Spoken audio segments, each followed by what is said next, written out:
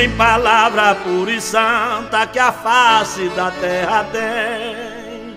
A pessoa mais sublime que não maltrata ninguém. Mãe é o ser mais fiel, pura e doce como mel, que eu amo e quero bem.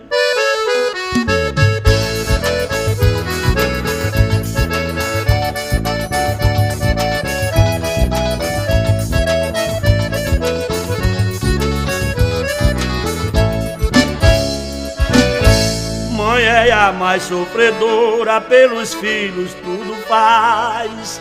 Sofre com filho doente nas camas dos hospitais. Mas tem filhos que quando cresce, deixa a mãe desaparece. Isto acontece demais.